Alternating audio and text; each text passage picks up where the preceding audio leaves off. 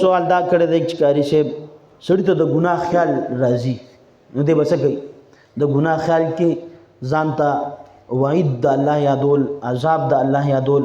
دې باندې یو اوږده کیسه ده. یو بادشاه لور وه، هغه به په دغه کې ورکه شوه، په ځنګل کې. چې ځنګل کې ورکه شوه نو هغه ټولو پسې ګرځېده، پیدا یې نه کړه. یوه جومپړی وه، هغې کې رڼا غونډه کې وه، هغې کې یو سړی نوجوان و. دی دا ورغو، دا زنانه ورغه، دا شهزادی نو هغه سره وه.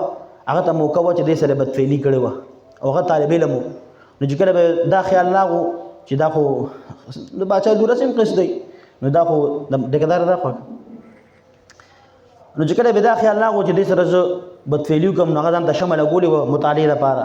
چې شمع یې لګولې وه نو دا ګوته به یې دې ته ونیوه، دې شمعې ته، او خپل نفس ته به ویل که چېرته ته د دې هور ته ځان نیوی شي نو ته به د جهنم هور ته هم ځان ونیسي. نو آبه ګوته به وسوځېده، به د به دې خوا کو د زنا خیال به څه شو؟ ختم شو. بیا به یې راغو ګنټه نیمه پس، بیا به یې دویمه ګوته ونیوه.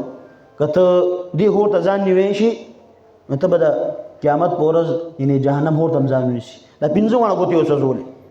چې کله سهار شو بادشاه ته د هغه لور واپس کړه. بادشاه هم چې ښه په یو جومپړی کې تا داسې طالب سره شپه کړې ده، بس آپ یقین نه راتلو. وی رایې وړئ څنګه راوستی دی؟ وي تا خو به زما لور سره خامخا داسې بدفعلي کړي. او ورته خپله دا ګوتې وښودلې، دا ګوتې وګوره بادشاه سلامت. وي چې کله به زما خیال راغو ما به هور ته ګوته ونیوه. که څه ته دا د دې دنیا هور برداشت کولی شي نو د جهنم هور به برداشت کړي. پنځه واړه ګوتې مو وسوځې سهار شو را باندې. نو بیا ورته په نکاح که هغه لور ورته په نکاح که. نو موږ تاسو ته کله د ګناه خیال راځي چې واده شوي یو خپله لور ذهن ته راولو، که نه واده شوي خپله خور ذهن ته راولو، که نه داسې نه خپل رور ځان ته ذهن ته راولو. کشر داسې راولې هله به ستا د ګناه نه ړه تورېږي. او چې ته دا راولې او بیا د هم ګناه ته کېږي نو تا نه غټ بېدبي دي مافې بېغیرته به دنیا کې نه وي.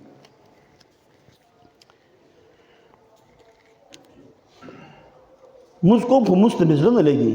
که مونځ ته زړه لګي او که نه لګي دا د الله حکم دی، دا به تو پوره کې. که جهاد ته ستا اړه لګي او که نه لګي دا د الله حکم دی، ته به یې کې.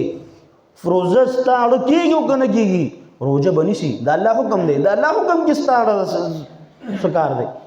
د الله د حکمونو کې د زړه مننه اړوشته نه، د الله مننه ده. خیال عمران نو دا به تاسو شکایت کوئ چې زړه کې کېږي نه کېږي، دا پکې مسله پکې نشته دی چې زړه مې نه کېږي نه به کوم، زړه مې کېږي کوم، دا خو بس نعوذ بالله دا ته د خدای دعوه کوي. زمان اکثر بد نظری کېږي استاد جي. ګوره جي بد نظرۍ لپاره استغفار دونه زبردست چیز دی. دا استغفار وایه وایه الله تعالی به د هر یو شي نه منې کړي. نو بد نظري به دی کوشش کوه چې نه کړي. اول دا باندې زور راوله، په خپل نفس باندې زور کېده نه به کېږي. دا نه که دا نه وشو نو استغفار وایه. 2 رکعته نفل د هغې لپاره شروع کړه. موږ د هر څه لپاره نفل کوو خو د خپل د ګناه پرېښودو لپاره نفل نه کوو. دعا ځان له نه غواړو، مور پلار ته نه وایو، استاد جي ته نه وایو. دا خبرې ولې دې کې مزه ده. بد نظرۍ کې مزه چې زنانه روانې سړی ورته ګوري نو دا چېرته موږ ته بعض خلکو د ګناه نه ښکاري. ته راشي استاد جي ته کښېنه، استاد جي والله ټول ټیک ټاک یم، خو بس یاره د جینکو ته لږ ګورم، دعا راته وکړه چې الله مې دغه بیماري ختمه کړي. مور پلار ته کښېنه، مور د 24 ګنټې په مصله ناست دی، مور ته وایي بیبي دا مسله را سره ده، پټه ورته ووایه، خپل شیخ ته ووایه، چا ته خو ووایه، دې لپاره دعا استغفار 2 رکعته نفل وله وکړه. موږ ته دغه ګناه ښکاري نه. یو ملګري تپوس کړی چې استاد جي تبلیغ کار کوم، ستړی شم څوک هم، نو بیا لږ ارام کوه. چې ستړی شي ډېر زیات کار وکړي، لږ ارام وکړه، خوب وکړه، خو دې سره به ستا تکاوټ ختمېږي. بیا ورته کار ووایه.